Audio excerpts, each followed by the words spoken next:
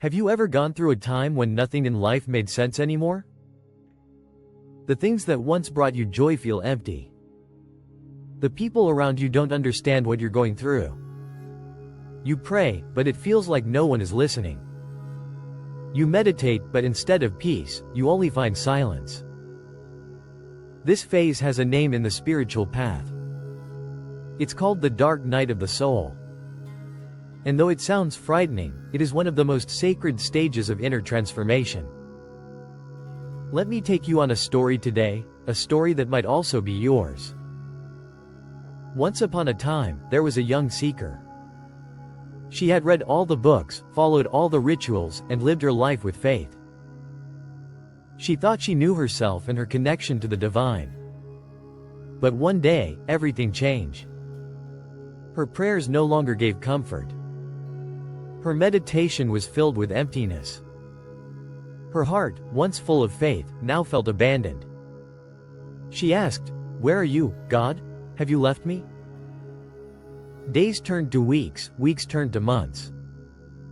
It felt like walking through a tunnel with no light at the end. But here's the secret: this tunnel was not a punishment. It was a passage. The dark night of the soul feels like losing everything inside you. But in truth, it's the soul's way of shedding illusions. Think of a caterpillar. It spends its life crawling, inch by inch. And then, one day, it enters the cocoon. In that cocoon, it dissolves, completely. If you open it halfway, you won't see a caterpillar or a butterfly, just a shapeless mush. That is exactly how the dark night feels. You don't know who you are anymore. You're no longer the old you, but the new you hasn't arrived. And this stage is uncomfortable, painful, lonely. But remember, the cocoon is not a grave. It's a womb. Many people misunderstand the dark night. They think it's depression, or failure, or spiritual weakness. But here's the truth. Depression pulls you deeper into despair, while the dark night silently prepares you for awakening. Depression says, "You are broken." But the dark night whispers, "You are being reborn." In this stage, the universe takes away your false supports, your reliance on outer validation, your attachments to identities, your need for external proof of love. Everything is stripped. And it feels cruel. But it's really a cleansing fire. Imagine cleaning a house that's been closed for years. At first, the dust rises, the cobwebs show, the mess becomes unbearable. But only by facing the mess can you create space for light and beauty. The dark night works the same way. It first shows you all that you must release. So, what does it actually feel like to go through it? You may feel disconnected, from friends, family, even from yourself. You may question your faith, wondering why your prayers are not answered.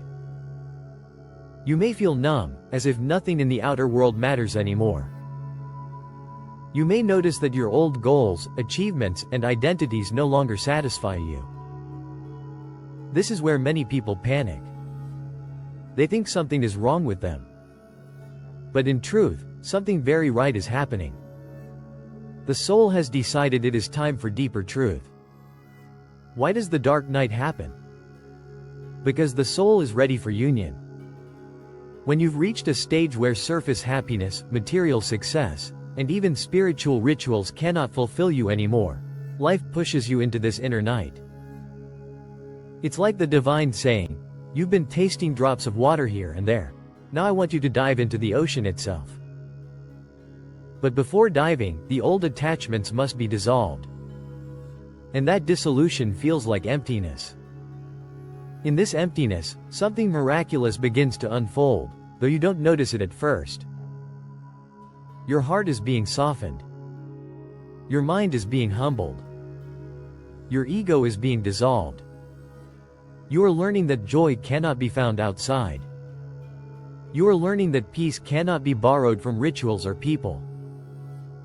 You are learning that love is not something given or taken, it is what you already are. This realization doesn't come in one day.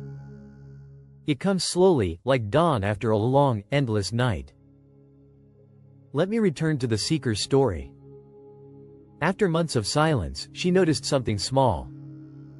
One morning, the sun rose, and for the first time in months, she felt its warmth on her skin and tears filled her eyes.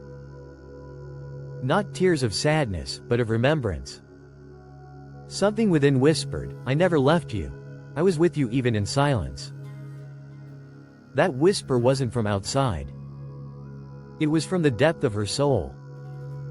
And that was the beginning of her awakening. She realized the silence was not abandonment. It was an invitation to listen differently. To stop seeking God in the outer noise, and to meet the divine in the stillness within. This is the hidden gift of the dark night. It strips away the false so you can discover the real. It removes the masks so you can see your naked truth. It empties you so you can be filled with something eternal. And when you emerge from this night, you carry something precious, compassion, wisdom, and unshakable peace. So if you are in the dark night right now, here are gentle reminders. Don't fight it. Fighting the night makes it darker. Instead, allow it to be. Simplify your days. Walk in nature. Breathe. Journal your feelings. Rest. Don't rush yourself. Just as you cannot force the butterfly to come out before its time, you cannot rush this process. And most importantly, trust. Even if you feel nothing, even if the divine feels silent, you are still being held. The silence is not absence. It is a deeper form of presence. The dark night of the soul is not the end of your journey. It is a sacred crossing. It is the tunnel that leads to dawn. It is the cocoon that leads to wings. And when you emerge, you will not just survive. You will awaken. You will realize you are not separate from the divine, you are an expression of it. So, if you are walking through this night, remember, the darkness is not your enemy. It is your rebirth.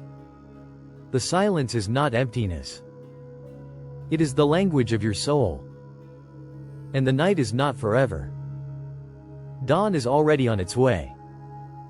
Thank you for walking with me through this journey of the dark night of the soul. May you find courage in the darkness, and may you discover the light that has been within you all along.